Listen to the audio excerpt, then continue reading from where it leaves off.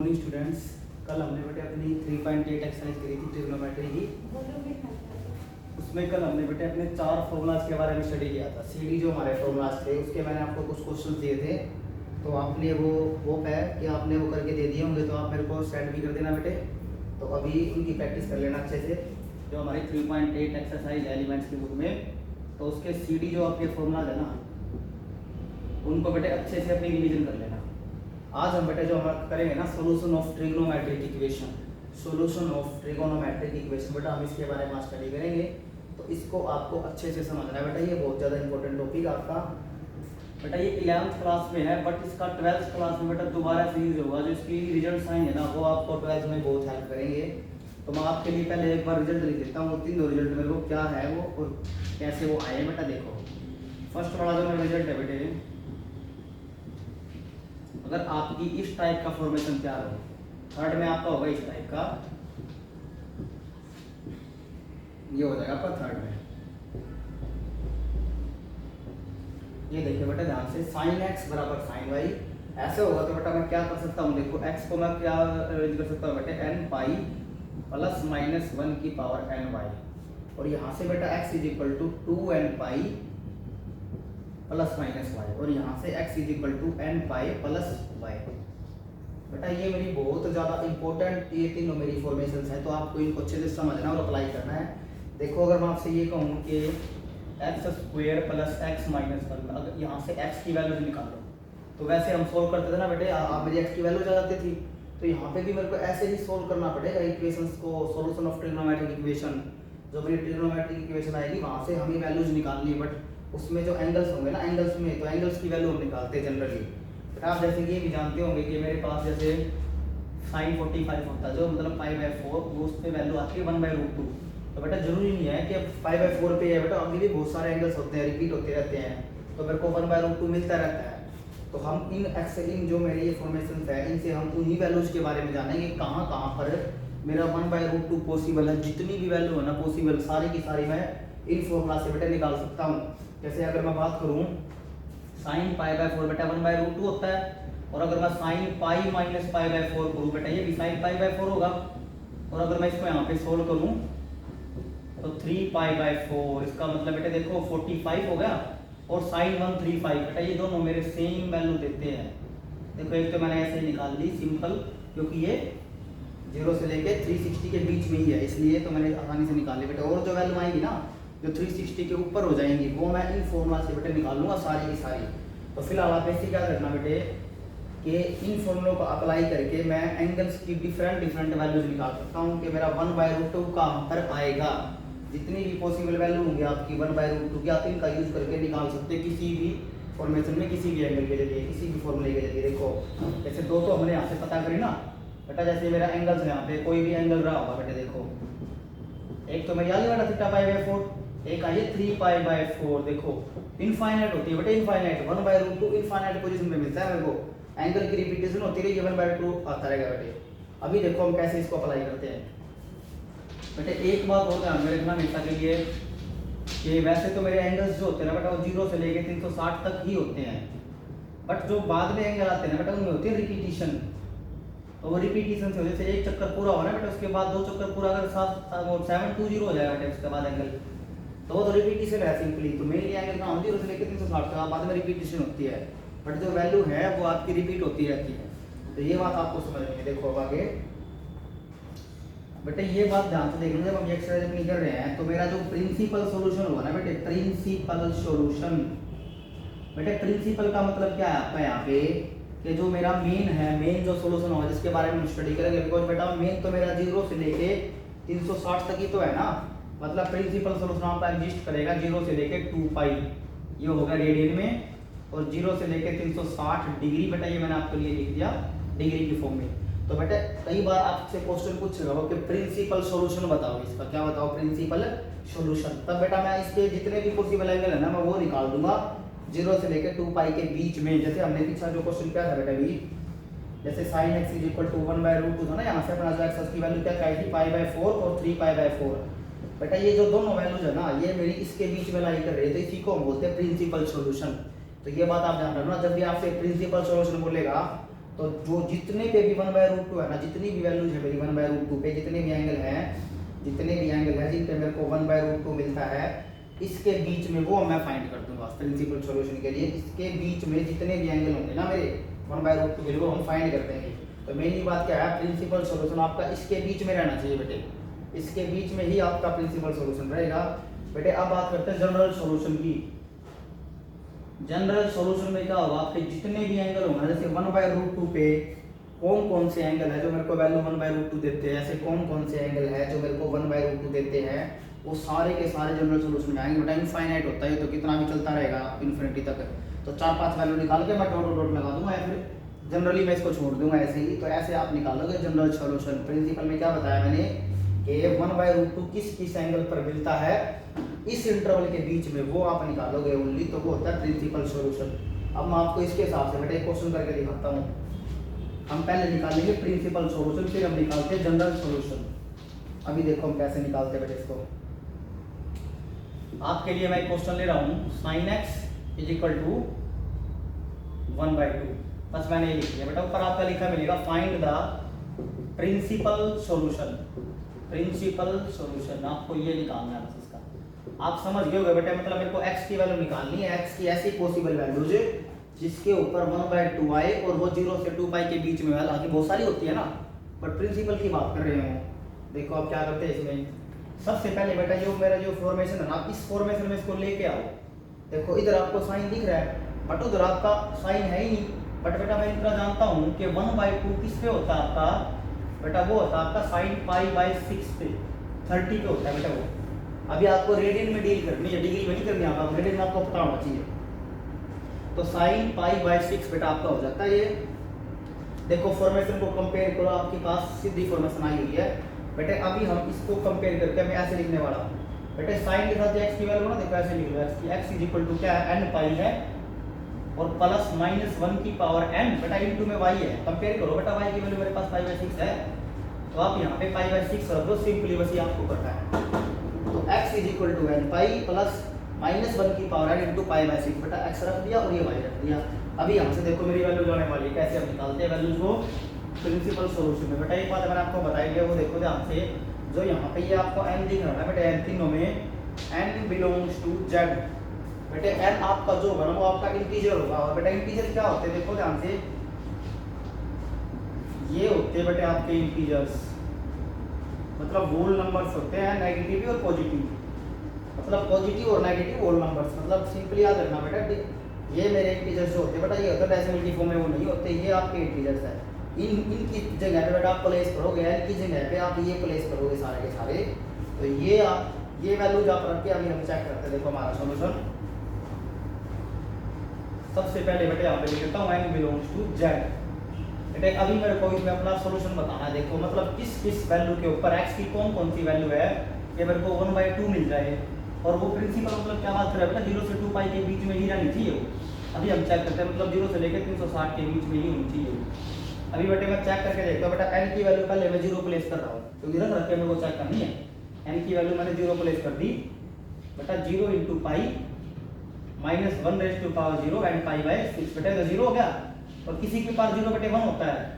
तो देखो एक वैल्यू तो मेरी यही से आ जाती है बेटे π/6, जो कि मैं ऊपर से भी निकाल सकता था, यहाँ पे ऐसे रख के देखो एक वैल्यू आ गई बेटे। अभी मैं रखता हूँ n को 1, अभी n को आप 1 रखेंगे। पहले बेटा मैं पॉजिटिव इंटीजर रख रहा हूँ, नेगेटिव मैं क्यों नहीं रख रहा, बिकॉज बेटा अगर आप नेगेटिव रखोगे भी ना तो नेगेटिव आंसर आने वाला आपका, और नेगेटिव आंसर आएगा बेटा वो तो इससे बाहर नहीं निकलेगा, जो सीधे आ जाएगा। तो हम बात कर रहे हैं प्रिंसिपल की, तो इसलिए बेटा रखने मेरे को सारे इंटीजर्स रख चेक कर ले मेरे को, बट मेरे को इससे बाहर नहीं जाना चाहिए मेरा आंसर।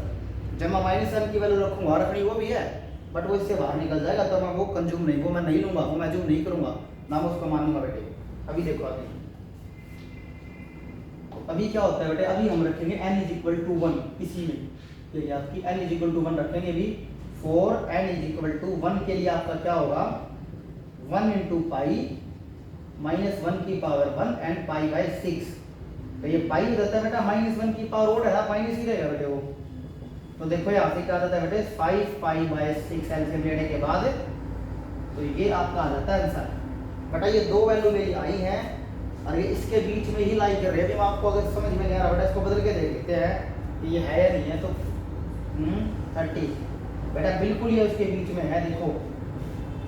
तो मेरी दो वैल्यू यहाँ से आई है, प्रिंसिपल सोल्यूशन अभी चल रहा है बेटा। एक बार दो रखे और चेक करता हूँ मैं। 4n = 2। अभी हम एक बार 2 रखते हैं बेटा, 2 को रख के चेक करते हैं क्या होता है। इसमें 2 रखो अभी।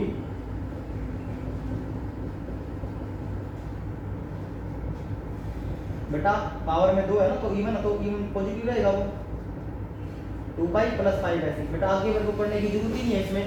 देखो 2π में कुछ प्लस हो गया बेटे, 2π में होगा कुछ प्लस, तो ये मैं रॉन्ग कर दूंगा यहाँ से। तो 2π में कुछ प्लस हो गया, इसका मतलब जो ये वैल्यू है ना बेटे अपनी, ये इससे बाहर नहीं निकलेगी। तो आगे सॉल्व मत करना, ये मैं लिख दूंगा। तो मेरा जो प्रिंसिपल सॉल्यूशन है वो क्या क्या आया बेटे, π/6 एंड 5π/6। बेटा दो ही वैल्यू आती है प्रिंसिपल सॉल्यूशन में, याद रखना, दो ही वैल्यू रिपीट होती है, ये अपने नॉलेज के लिए रखो। तो बेटा ये मेरी x की वैल्यूज आ गई, जिसके ऊपर मेरे को 1/2 रिटर्न करेगा साइन में। तो ये तो π/6 आपको पता ही है, लेकिन देखो बाद में आप कितने आसानी से पता लगा दिए कि ऐसा और कौन सा एंगल है जिसके ऊपर मेरे को 1/2 मिलेगा। वो बेटा 5π/6 ये डिग्री में और डिग्री में होता है 150। तो ऐसे आप बेटा कोई भी सॉल्यूशन आप पता कर सकते हो क्या क्या एंगल और डिटेक्ट कर सकते हो। बेटा इसी का मैं जनरल सॉल्यूशन आपको निकाल के दिखाता हूँ। जनरल सॉल्यूशन देखो अभी निकालते हैं इसका। जनरल सॉल्यूशन में कैसे निकालूंगा देखो ध्यान से। तो ये ऐसे होगा बेटा π/6। अभी x की वैल्यू क्या है मेरी, n π ± 1 की पावर n और π/6। बेटा यही आपका आंसर है। जनरल सॉल्यूशन आपका यही है। रखते रहो आते रहे बेटा, वो तो इनफाइनाइट नहीं आएंगे, तो रख के मैं ऐसे मैं निकाल नहीं सकता, तो आप ऐसे ही छोड़ दो। यही आपका जनरल सॉल्यूशन है। बस सिंपली क्या लिखना आपको, n बिलोंग्स टू z, जो आपका n है बेटा इंटीजर में, अब रखते रहो वैल्यूज लो। -4 -3 -2 -1 0 1 2 3 अप टू so on रखते हो बेटा। आपके आंसर आते रहेंगे, दुनिया भर के आपके आंसर आ जाएंगे। आप जब आप रखोगे 0 1 2 3 4 -4 -2 जितने भी आप रखते रहोगे बेटा आपका जनरल सॉल्यूशन आता रहेगा। जितने भी एंगल होंगे ना रिपीट होते रहेंगे, 360 के बाद वाले सारे आते रहेंगे बेटे, वो चीज़ है, इसलिए जनरल सॉल्यूशन आपका। ऐसे करके आपको छोड़ देना बेटा इसको।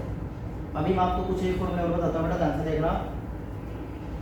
अभी एक काम और करते हैं कि हम सभी की बेटा ना रेंज और देख लेते हैं, बिकॉज रेंज भी मेरे लिए बहुत ज़्यादा जरूरी है। रेंज भी मेरा हेल्प करती है हर एक चीज़ में। सभी की एक बार रेंज देखो, बिकॉज जो इसके क्वेश्चंस है ना बेटे आपके एलिमेंट्स की बुक में, तो उसमें आपकी हेल्प करेंगे, वो आप मेरे को सोल्यूशन करके भेजना उनका। अभी हम रेंज और डोमेन की बात कर लेते हैं बेटा। देखो रेंज क्या होगी मेरी, पहले डोमेन देखते हैं बेटा। Domain and range of all trigo functions. बेटा पहली बात में ट्रिग्नोमेट्री के फंक्शन 6 होते हैं ना, तो sin x, cos x, tangent x, secant x, cot x and cosecant x। इसकी बेटे हम अपनी रेंज देखने जा रहे हैं, ध्यान से देखना इसको। देखो बेटे डोमेन का मतलब क्या होता है, ऑल इनपुट वैल्यूज। मैं दे क्या क्या सकता हूँ किसी भी फंक्शन में, ये बात होती है बेटे, मैं दे क्या क्या सकता हूँ, तो वो होती है डोमेन रेंज। इससे पहले हम एक स्टेप अपना और कर लेते हैं बेटे। देखो ध्यान से, जैसे sin x = 0, sin x = 0 बेटा, इसका मेरे पास एक जनरल सॉल्यूशन है, वो आया भाई से। अभी मैं दिखाता हूँ आपको। देखो बेटा कभी भी ऐसे आ जाए ना, तो इसका मतलब जो यहाँ पे x है ना, वो आपका n π है। तो x की सीधी वैल्यू है n π। तो ये आपका सिंपल सा सॉल्यूशन है बेटा। ऐसा क्यों आया वो देख लो, क्यों आया बेटा, मेरा सीधा जनरल सॉल्यूशन बन गया ये बेटा। 0 0 पे होता है ना, तो अगर मैं इस फॉर्मूले में जाऊँ -1n इंटू बेटा y की वैल्यू 0 होती है, सारी टर्म 0 हो जाती है और आपका n π बच जाता है। इसलिए बेटा यहाँ से आपकी एक बात हो जाती है क्लियर, कि जब भी आपका sin x = 0 होगा ना, मतलब अब ये पता लगा कि 0 किस एंगल्स पे होगा sin, तो n π पे बेटा sin आपका हमेशा 0 रिटर्न करता है। और n की वैल्यू क्या है बेटे, बिलोंग्स टू z है। अगर मैं आपसे कोई पूछने लग जाए कि भाई sin 1000 π कितना होगा, तो वो 0 होगा, चाहे माइनस हो चाहे प्लस हो, बिकॉज ये है n इंटीजर है, ये n π ये इंटीजर बेटे, इसलिए 0 होगा। अगर आपको कोई पूछने लग जाए sin 151 π/2 बेटा, ये 0 नहीं होगा, बिकॉज ये जो पाई के आगे है ना, ये एक इंटीजर नहीं है बेटे। ये ध्यान से देखना, आगे इंटीजर होना चाहिए, होल नंबर होना चाहिए, इसका डिवाइड में कुछ नहीं होना। डिवाइड में कुछ है, अगर मैं लिखता 250 150 जो कट जाता है बेटे, ये हो जाता। तो ये चीज़ समझना, आपको इंटीजर होना चाहिए वो। तो इस वो कुछ भी ले लो, sin 100 π, sin 2 π, साइन 4 पाई कुछ भी बेटे सारा आपको जीरो रिटर्न करेगा, बिकॉज ये मेरा फुल रूल है एक्स की वैल्यू है, तो ये तो बेटा मेरा एक्स यहाँ पे एन पाई होगा ना कभी भी, तो आपको जीरो रिटर्न करेगा। बस ये छोटा सा फॉर्मूला है इसका, ये ध्यान से सीखना आप। इसको मैं अलग से लिख देता हूँ, साइन एक्स बराबर zero, so X is equal to N pi whole by N belongs to Z. बेटा कोस में बात कर लेते हैं, कोस में क्या होता है, जीरो होता है बेटा, कोस जीरो होता है पाई बाय 2 के ओड मल्टीपल पे। यहाँ पे बेटा आपका क्या होगा 2n + 1 पाई बाय 2, बेटा ये लिखा हुआ है, तो ये आपका है सॉल्यूशन cos x बराबर 0 के लिए x = 2n प्लस बेटा इन वैल्यूज के ऊपर x की जब ये वैल्यूज होंगी ना, मतलब पाई बाय 2 का ओड मल्टीपल आपको हमेशा ही 0 देगा बेटे कोस। जैसे देखो क्या बात है बेटा, मैंने लिख दिया 3 पाई बाय 2, बेटे पाई बाय 2 का ओड मल्टीपल 0। मैंने लिख दिया कोस 17 पाई बाय 2, पाई बाय 2 का ओड मल्टीपल 0। मैंने लिख दिया कोस -201 पाई बाय 2, पाई बाय 2 का ओड मल्टीपल आंसर 0। तो ये बेटा बहुत आपके लिए इंपॉर्टेंट होने वाला है, तो ये जनरल फॉर्मूले आप अपने याद करना हायर क्लासेज में, 12th में भी और आगे भी आपकी ये बहुत हेल्प करेंगे, तो इसको आप अच्छे से करना। ये दो फॉर्मूले मैंने आपके लिए और लिखे हैं बेटा। टेंजेंट का और देख लेते जीरो वाला, बिकॉज बहुत हेल्प करते बेटे। टेंजेंट x बराबर 0 ना बेटे, सेम यही चीज है, इसका मतलब x क्या होगा बेटे, इसमें भी n पाई होता है और n belongs to z, same चीज है बेटे। तो टेंजेंट x जब आपका 0 होगा तो x की वैल्यू आपकी n पाई होगी बेटा, इसके ऊपर आपका हमेशा 0 रिटर्न करेगा वो। अभी बेटा अभी मैंने ये क्यों करा आपको पता लगेगा बेटा। अभी मैं देखता हूँ साइन x की डोमेन क्या होती है, मतलब बेटा मैं साइन फंक्शन को क्या क्या मैं दे सकता हूँ, ऑल रियल। बेटा डोमेन का मतलब होता है ऑल इनपुट वैल्यूज जो हम देते हैं फंक्शन को, वो होती है डोमेन। और रेंज क्या होती है बेटे, ऑल आउटपुट वैल्यूज जो मेरे को मिलती है वो होती है रेंज बेटे। आउटपुट वैल्यूज उसकी रेंज कहाँ तक है, पहुंच कहाँ तक है, जो अगर बेटे खुद बताओ, अगर मैं कोई वैल्यू रखूंगा तो उसके ऊपर कोई ना कोई आउटपुट तो आएगी ना, ऐसा तो नहीं हो सकता कि कोई आउटपुट ना आए। बट अगर आउटपुट नहीं आएगी तो उसको रखूंगा ही नहीं, तो वो चीजें हम देखेंगे आगे भी। तो डोमेन क्या होती है, इसकी ऑल रियल है बेटा, ये देखता क्या हमेशा -1 से 1 के बीच की वैल्यू बेटा ये रिटर्न करता हमेशा। अभी कोस की बात करते हैं बेटा, कोस भी सेम है बिल्कुल इसी का बराबर है वो भी, तो सेम चीज लेते हैं बेटा। ये ऑल रियल कुछ भी दो, इसमें कुछ भी दो रियल होना चाहिए, रियल नंबर दे सकते हैं इनको, और बेटा मिलेगा क्या हमेशा -1 से 1 के बीच में। बेटा अगर आपसे कोई कह दे कि sin x बराबर 5/3, sin x बराबर 5/3, ये मेरे को बेटे कब देगा, कौन सा एंगल होगा कि मेरे को 5/3 मिल जाए। बेटा ऐसा कोई एंगल नहीं है, बिकॉज वो 1 से बड़ा है, बिकॉज वो 1 से ऐसा इम्पॉसिबल है कि साइन आपको 1 से बड़ा था। ऐसा क्यों होता है बेटे, आपने 10th क्लास में पढ़ा था ना साइन x के बारे में, साइन थीटा जो भी था वो होता है आपका बेटे p/h, p/h मतलब परपेंडिकुलर बाय हाइपोटेन्यूज। बेटे क्या कभी भी ये बेटा जो परपेंडिकुलर हाइपो बेटा हाइपो है ना, कभी भी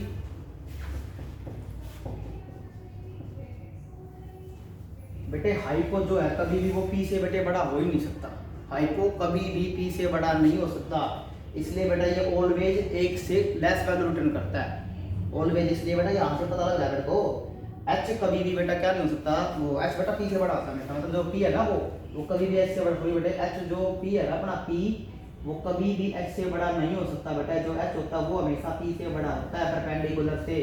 हाइपो तो सबसे बड़ी साइड होती है ना, हाइपो सबसे बड़ी साइड है बेटा, नीचे बड़ा ऊपर छोटा।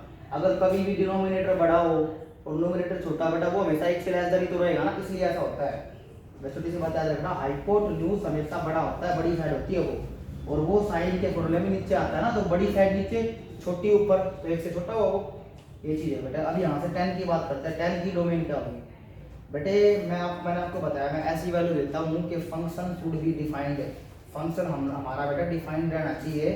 तो अभी हम क्या करते हैं बेटा, इसमें देखो बेटा इसमें ऑल रियल तो होगा, ऑल रियल तो होगा, बट बेटे अभी हमको पता है जो tan होता है वो sin x cos x होता है। तो बेटे cos x की ऐसी वैल्यू मैं नहीं दे सकता, मतलब बेटा नीचे मेरा 0 नहीं बनना चाहिए। टेंजेंट x कहाँ से आया है बेटे, दोनों का डिवाइड तो होता है, दोनों का रेशो होता है, sin और cos का tan होता है। तो बेटे को नीचे कभी भी 0 नहीं होता, हम जानते हैं जब नीचे 0 होता है तो वो होता है अनडिफाइंड। तो बेटा cos की ऐसी वैल्यू जिसके ऊपर ये 0 बने तो वो मैं नहीं दूंगा बेटा। देखो मैंने लिख रखा है cos की ये वैल्यू, ये है जनरल वैल्यू, तो क्या होगा बेटा ऑल रियल एक्सेप्ट इसको छोड़ के बेटे, बस ये आपकी इसकी है डोमेन। ये मैं नहीं दे सकता बेटे, क्योंकि नीचे कोस आएगा और वो अनडिफाइंड हो जाएगा, ये हम नहीं दे सकते बेटा। इसमें मिलता क्या है, ऑल रियल, ऑल रियल देता है बेटा। ये कोट भी क्या देता है, ऑल रियल बेटा। कोट क्या होता है, कोस बाय साइन। अब की बार बेटा मैं ऐसी वैल्यू नहीं दूंगा जिसपे साइन जीरो होता होगा, साइन जीरो एन पाई पे होता है, तो ऑल रियल एक्सेप्ट एन पाई, बस ये चीज है। अभी सीकंड बेटे क्या होता है, वन बाई कोस, सिंपल है बेटे। सीकंड क्या होता है, वन बाई कोस, तो इसका मतलब कोस की ऐसी वैल्यू ऑल रियल बेटा। इसमें सेम है बिल्कुल जो इसके ना टेंजेंट की हुई है, ये मैं नहीं दूंगा बेटा। इसमें कोसिकेंट क्या होता है, वन बाय साइन, तो साइन की ऐसी वैल्यू जिस पे जीरो, तो ये बात है बेटे। अभी इसकी अपनी रेंज क्या आएगी बेटे, सीकेंट की रेंज जो होती है ना बेटे, याद रखना, वो होती है आपकी -1 से लेके इन्फिनिटी यूनियन 1 से लेके इन्फिनिटी। मतलब बेटे क्या बात है, 1 और -1 के बीच के नहीं मिलते, इनका बिल्कुल अपोजिट है बेटे। ये तो देते हैं इनके बीच के और ये देते हैं इनके दूर के, मतलब इसके बीच के ना मेरे को इसमें नहीं मिलेंगे। क्यों, क्योंकि बेटा इनका रेसिप्रोकल है, नहीं है ये एक दूसरे के रेसिप्रोकल है बेटा। सेम आपका होता है कोसिकेंट में, इसको ध्यान रखना। और बेटा हम इसको ऐसे लिख सकते हैं कि रेंज को ऑल रियल एक्सेप्ट -1 और 1 के बीच के छोड़ के बेटा, ये माइनस एक्सेप्ट का साइन है। सेम बेटे कोसिकेंट की है, सब कुछ देंगे बट इनके बीच के नंबर छोड़ के, ऐसे आप बेटा इनके करोगे बेटा। ये मैंने क्यों करवाया दोबारा, बिकॉज ये जो इनकी रेंज डोमेन है ना आपकी आएगी बेटा, आपके क्वेश्चन है पूछेंगे कि बताओ कि ये जो ट्रिग्नोमेट्रिक इक्वेशन है वो पॉसिबल है नहीं है, तो बेटा आप वहां से कोस एक्स की वैल्यू निकाल लेंगे। जैसे मैं आपको एक क्वेश्चन दे रहा हूँ, करके देखना इसको। तो यहाँ से क्या करना है बेटा, क्वाड्रेटिक फॉर्मूला लगाना है, यहाँ से आपकी कोस एक्स की वैल्यू आ जाएगी। जैसे फॉर एग्जांपल एक्स नहीं होता है, तो cos x is equal to -b plus -b का स्क्वायर -4ac/2a। तो बेटे यहाँ से आपकी जब इसको सोल्व करोगे, b की वैल्यू क्या है बेटे, यहाँ से आपकी 1 है, तो प्लस माइनस यहाँ से भी 1 है बेटे। 4a की वैल्यू क्या है, 2 है, c की वैल्यू -1 है। जब आप इसमें रख दोगे ना, आपकी cos x की वैल्यू जाएगी। और बेटे अगर ये इक्वेशन कब पॉसिबल होगी, जब cos x की वैल्यू बेटा इस रेंज में हो आपकी, तो इसलिए मैंने ये लिखवाई। तो आप इसको सोल्व करोगे, घर से ऐसे निकाल लेंगे। cos x की अगर आपकी वैल्यू इस रेंज में आ गई तो वो इक्वेशन पॉसिबल है, अदरवाइज वो इक्वेशन ही पॉसिबल नहीं है। तो इसलिए मैंने आपको ये करवाया, आपको ध्यान से देखना है क्या पॉसिबल है क्या नहीं है। अभी इसको अच्छे से रीड कर लेना, अभी आगे हम बढ़ते हैं। देखो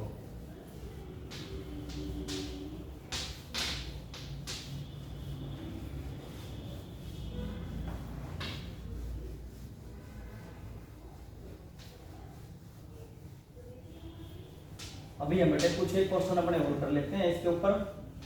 अभी हम कुछ एक कोस वाले क्वेश्चन और करते हैं। देखो बेटा भाई, तो जो मैंने आपको एक क्वेश्चन दिया होमवर्क के लिए, आपको करना है 2 cos x plus cos x और -1, ये आपको मेरे को करके भेजना सोल्यूशन इसका।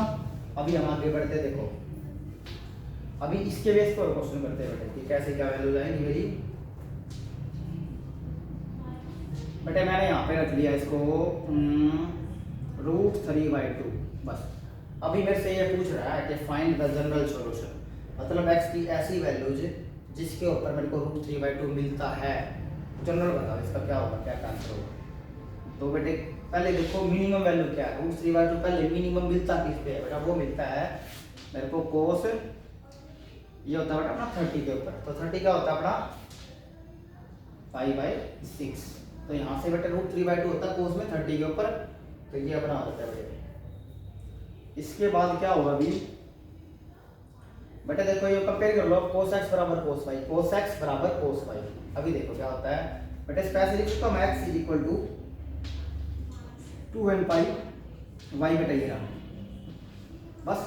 पहले मैंने इस फॉर्म में बना लिया, cos x बराबर cos y। इधर जो मेरे को cos चाहिए था बेटा, जो cos के साथ लिखे हुए वो अपने x और y होंगे, तो x को इधर उतार लिया जैसे इसमें उतार रखा है, इज इक्वल टू बेटा 2n पाई, ये फैक्टर तो सेम रहेगा। और y बेटा मेरे यहाँ से y है, y आ गया, यहाँ से y ये था तो ये आ गया। अभी बेटे मैं n की अलग अलग वैल्यू इंटीजर रख के चेक करता हूँ कि क्या क्या मेरा जनरल सॉल्यूशन है। पहली बात तो बेटा इतना ही छोड़ दूंगा मैं इसको, बिकॉज यही मेरा जनरल है, बिकॉज वो तो आते रहेंगे ना, वो कभी रुकेंगे थोड़ी ना। n की जब आप अलग अलग वैल्यू लेंगे 0 1 2 3 बेटा -1 -2 -3 सारी जब मैं लेता रहूंगा ना बेटा, इनफाइनाइट है तो आपकी वैल्यू जाती रहेगी अलग अलग, आपकी डिफरेंट वैल्यूज बेटा आती रहेगी, तो आपको सारी ले लेके चेक करनी है। यही आपका जनरल सॉल्यूशन है, ठीक है।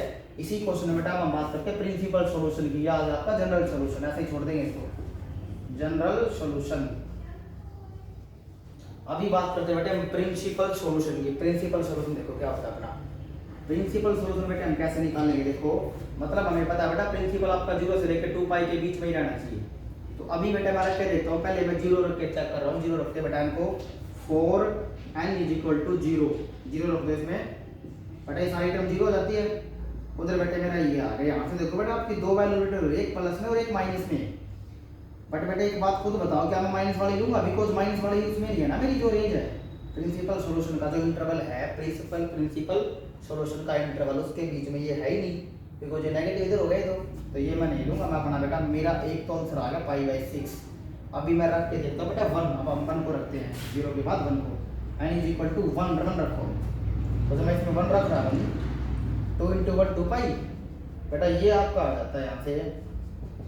तो एक बार तो प्लस मिलेंगे, एक बार माइनस। पहले एलसीएम लेते हैं, 6 to the 12 pi plus minus π/6। बेटा ऑब्वियस सी बात है, इसमें देखो क्या होगा। चलो पहले इसका ऐसे कर लेते हैं बेटा, एक बार तो प्लस में एक बार माइनस में। बेटा प्लस वाला तो इसमें प्लस हो गया ना, वो तो कैंसिल ही हो गया, सीधी सी बात है, क्योंकि 2 पाई से बाहर निकल गया वो। और जब मैं माइनस वाला लूंगा बेटा, वो रहेगा कि 2 पाई में से कुछ माइनस हुआ, मेरे को चेक करने की जरूरत नहीं है। 6 to the 12 pi minus π/6 LCM ले ले बेटा यहाँ से। तो कितना आ गया 11 π/6। तो ये आपका आ जाता है 11 π/6। एक बेटा यहाँ से मेरा ये आया हुआ है 11 π/6। बेटा ये दो मेरे आंसर आ जाते हैं। मैंने आपको बताया था प्रिंसिपल में 2 ही रहते हैं, लेकिन हम एक और निकाल लेते हैं, देख चेक कर लेते हैं बेटा नेगेटिव नंबर्स के लिए। अभी मेरा देखो बेटा, अभी जब मैंने 1 रखा, 1 पे ही मेरा एक बाहर आएगा, तो 2 पे तो वैसी बात है बाहर आएगा ही आएगा। तो अभी मैं माइनस में चलता हूँ एक बार, n बराबर -1 नंबर के चेक कर रहे हैं। -1 इसमें रख रहे बेटा, देखो 2 इंटू -1 बेटा ये हो गया माइनस के 2 पाई, एक बार प्लस में एक बार माइनस में π/6। बेटा अभी देखो 6 टू द 12 बेटा, कुछ भी रख लो, देखो यहाँ से मेरा बाहर ही निकलेगा वो, बिकॉज माइनस माइनस करोगे तो प्लस होगा, साइन माइनस का रहेगा, बाहर निकल गया बेटा। जब इसको यहाँ पे प्लस का साइन कंसीडर करोगे तो बेटा माइनस बड़ा है ना, माइनस वाला साइन तो बड़ा है, तो बड़े का साइन रहेगा। तो माइनस के 11 π/6 बेटा, ये दोनों अभी बाहर निकल रहे हैं, मेरे को श्योर हो रहा है अपने आप में। तो इसलिए बेटा ये माइनस के, अब -1 के लिए नहीं आया तो -2 के लिए कहाँ से आएगा। तो इसका मतलब बेटा मेरे ये दो प्रिंसिपल सॉल्यूशन मेरे यहाँ से आ जाते हैं। ये मेरा है अब तक ये आंसर। और बेटा अगर मैं बात कर लूँ इसी क्वेश्चन में, देखो हालांकि आपने जनरली ये छोड़ा ना बेटा, आप एक फिर कैसे लिख सकते, देखो बेटा 0 के ऊपर कितना आया था हमारा, ये आया था π/6। और 1 के ऊपर बेटा आपकी क्या क्या वैल्यू आई थी, 0 के ऊपर बेटा -π/6 भी थी ना। तो ऐसे हम लिख रहे हैं। और आपकी -1 के ऊपर क्या आई थी बेटा, -1 के ऊपर आपकी देखो ये दो वैल्यूज, एक तो आई है माइनस के 13 π/6 और एक है माइनस के 11 π/6। कोमा लगाएंगे बेटा। अभी 1 के ऊपर मेरी देखो ये आई हुई है 13 π/6 प्लस 3, और इसके ऊपर बेटा आई थी 11 π/6। बेटा ये भी जनरली है, ऐसे एकदम से डॉट लगा देना, बढ़ता रहेगा, इधर भी लगाना पड़ेगा बेटा आपको, देखो। तो ये है आपका पूरा जनरल सॉल्यूशन। ऐसे भी आप लिख सकते हो, कितनी वैल्यू निकालो, इसलिए मैंने ऐसे छोड़ दिया। और बेटा ये आपका ये छोड़ दे, जनरली है। तो जब प्रिंसिपल की बात आएगी तब आपको निकालना है बेटा। बेटा हमेशा प्रिंसिपल में 2 ही वैल्यू आपकी रहती है, बस इतना ध्यान रखना। इसलिए मैंने 2 पे ही सेटिस्फाई होगा, मैं करके भी देखूंगा। तो ऐसे आपको बेटा जनरल सॉल्यूशन आपको निकालना है और प्रिंसिपल सॉल्यूशन। एक हम टेंजेंट का और कर लेते हैं अपना, tan के केस में हम कैसे सोल्व करेंगे। साइन का आपको करवा दिया, tan का और देख लेते एक बार। देखो tan का मेरे पास फॉर्मूला क्या था बेटे, टेंजेंट x बराबर tan y था। तो आपको मैं क्वेश्चन दे रहा हूँ, tangent x is equal to 1। अभी बेटा मेरे को ये पता लगाना है कि 1 मेरा किस किस वैल्यूज के ऊपर आता है, ऐसे कौन कौन से एंगल है जिस पे मेरे को 1 मिलेगा। अभी देखो हम कैसे पता लगाते हैं। सबसे पहले बेटे इसका फॉर्मूला ये होता है n पाई प्लस y, और जो आपका n है वो बिलोंग करेगा इंटीजर में। तो अभी हम क्या करते हैं, सबसे पहले बेटे मैं इसको इस फॉर्म में बना लेता हूँ। 1 किस पे होता है बेटे, आपका π/4 पे होता है 1। तो 1 आपका होता है π/4 पे। इसके बाद क्या होगा बेटे, देखो ये मेरी फॉर्मेशन बन चुकी है। अभी यहाँ पे मैं लिखूंगा x, और यहाँ पे बेटे मैं क्या लिखूंगा n pi plus y। y क्या आपका π/4 है भाई, इस फॉर्म में मैंने लिखा बेटा, इसी को तो हम बोलते हैं जनरल। तो ये आपका है जनरल सॉल्यूशन। अभी हम क्या करेंगे बेटे इसमें, अभी हम अपना निकालेंगे प्रिंसिपल सॉल्यूशन। तो प्रिंसिपल सॉल्यूशन बेटा आपको पता है वो कैसे निकलेगा, हम निकालेंगे n की वैल्यू पुट करके, जो कि इंटीजर है वो निकलेगा आपका 0 से लेकर 2 पाई के बीच में आपका रहना चाहिए बेटे प्रिंसिपल सॉल्यूशन। तो अभी मैं रख के चेक करता हूँ n इज इक्वल टू 0 के लिए हम चेक कर रहे हैं अपना प्रिंसिपल सोल्यूशन बेटा। जब इसमें 0 रखोगे तो 0 इंटू पाई 0 आपकी एक वैल्यू देखो यहाँ से आ जाती है। तो अभी तो मेरे को पता ही है बेटे पाई बाई 4 के ऊपर 1 होता है, बिल्कुल ठीक है। अब एक और पता करेंगे हम, ऐसी कौन सी और वैल्यू है जिसके ऊपर 1 होगा, आप पता कर सकते हो आसानी से। अब मैं n को 1 रख के चेक कर रहा हूँ बेटे, 1 रखते हैं अभी 1, तो बेटा 1 पाई हो गया प्लस पाई बाई 4, बेटा ये आ गया आपका 5 pi by 4 after taking LCM. देखो तो बेटा यहाँ से आ गया। अभी मैं 2 रख के चेक कर लेता हूँ बेटा, हालांकि आपको दिख रहा होगा जब आप 2 रखोगे इसमें तो 2 पाई प्लस पाई बाई 4 बेटा ये आपका बाहर निकलेगा रेंज से। 2 पाई में कुछ प्लस हो गया मतलब ये आ गया प्रिंसिपल सोल्यूशन से बाहर निकलेगा ये आपका, तो ये मैं नहीं लूंगा। अभी एक बार नेगेटिव लेके और चेक कर ले, मैं तो श्योर होना ना बेटे, वैसे तो पता है हमको ये नहीं आएगा, 2 मेरे आ चुके हैं पहले। तो -1 मैं रखता हूँ, इसमें -1 रखो। अब minus pi plus pi by 4, अभी चेक कर लेते हैं एक बार। तो बेटा ये मेरा कितना आ जाता है माइनस के 4 पाई प्लस पाई बाई 4, तो बेटा यहाँ से अपना कितना आया माइनस के 3 पाई बाई 4। बेटा ये भी आपका रेंज से बाहर निकलेगा, जो मेरा प्रिंसिपल सॉल्यूशन है ये उसमें लाई ही नहीं कर रहा। तो मेरी क्या क्या वैल्यू आई बेटा यहाँ से, एक तो आई पाई बाई 4 और एक आई 5 pi by 4। These are the two values which satisfy the given principal solution interval. जो बेटा ये इंटरवल होता है इसको ये दोनों वैल्यू कर रही है आपकी सेटिस्फाई। तो ऐसे बेटे आपको ये अपना सॉल्यूशन तैयार करना है। अब एक दो क्वेश्चन और देखते हैं। देखो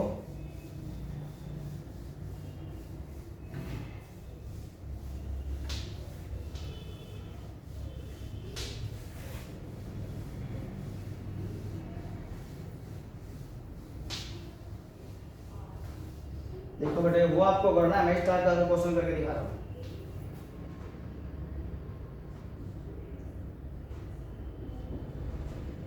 check whether the given equation is possible or not।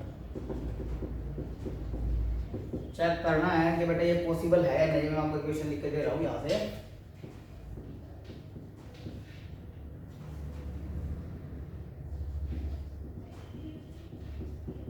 अभी हम इसको चेक करते हैं बेटा कि ये जो इक्वेशन मैंने लिखी है पॉसिबल है नहीं है।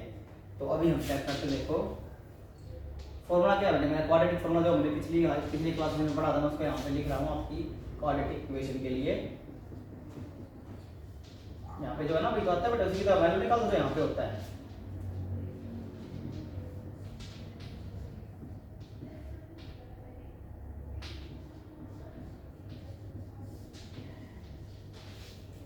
बी स्क्वायर माइनस के 4ac। अभी बेटा यहाँ पे ये पूरा x मामला कंसीडर करूंगा मैं इसको। तो sin x is equal to minus of b plus minus B square minus 4ac divided by 2a। बेटा b की वैल्यू आपके -4 मैं रखने वाला हूँ, ध्यान से देखना इस चीज को। और यहाँ से बेटा b की वैल्यू -4 मैंने अरेंज कर दी इसको। अभी बेटे यहाँ से देखना -4 आ जाएगी बेटा। a की वैल्यू आपकी है 2, a की वैल्यू आपकी है 2। बेटा एक काम करो इसको प्लस रख लो, प्लस रख लेते हैं इसको। इसके बाद बेटा आपकी c की वैल्यू है 1 डिवाइडेड बाय 2a। बेटे a अपना है 2, इधर से चलिएगा बेटा अपना sin x। इक्वेशन पॉसिबल है नहीं मेरे को ये बतानी है। तो बेटा जो sin x हम उसकी वैल्यू निकालने जा रहे हैं हम। प्लस का 4 हो गया ये, 4 4 जा 16, 4 2 जा 8 माइनस का 8। बेटा 2 2 जा 4 हो गया आपका यहाँ से। तो 4 प्लस माइनस बेटा 16 में से घट गया 8 हो जाता आपका, ये हो गया आपका 4।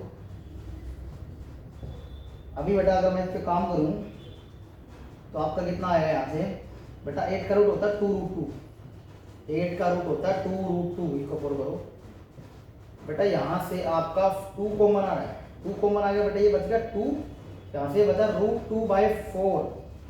तो ये कैंसिल हो गया बेटा यहाँ से अपना।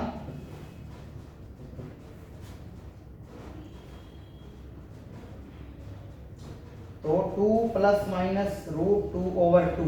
अभी बेटा जो ये वैल्यू आई है ना मेरी, ये इसके बीच में अगर तो है तो ये मेरी पॉसिबल, अदरवाइज ये नहीं है बेटा। मेरे को पता है √2 कितना होता है, छोटे छोटे आपको पता ना 1.414 ये होता है बेटा इसका रूट, ये इसका रूट होता है। अभी देखो बेटा क्या, एक बार प्लस में एक बार माइनस। बेटा जब मैं इसको प्लस में लूंगा ना तो बस इस बात पे ध्यान दो बेटा, ये हो गया नीचे वाले से बड़ा होगा ऊपर वाला, दिस इज इम्पॉसिबल बेटे, ऐसा कभी हो ही नहीं सकता बेटा साइन के केस में, बिकॉज साइन आपका हमेशा एक से रहता है कम, बट ये आपका हो गया एक से बड़ा, तो ये है बेटा इम्पॉसिबल इक्वेशन, ये ऐसा नहीं हो सकता।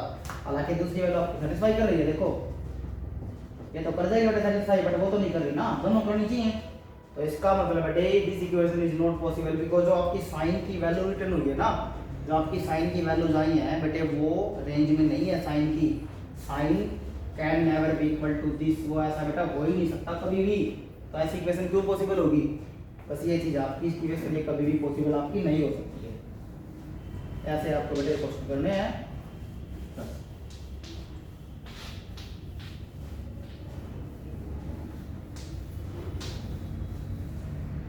मैं आपको बेटे कुछ क्वेश्चन दे रहा हूं जो आपको ये सोल्व करने हैं, आपको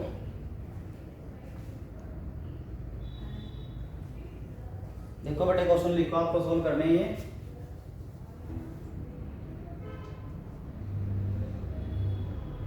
tangent x is equal to 1/√3, बेटा इसका आपको ना प्रिंसिपल एंड जनरल दोनों ही टाइप का आपको इसके सॉल्यूशन मेरे को सेंड करने हैं, भेजने आपने मेरे को। दो क्वेश्चन ये बेटे, एक वो गया आपका वो वाला, एक और लिखो।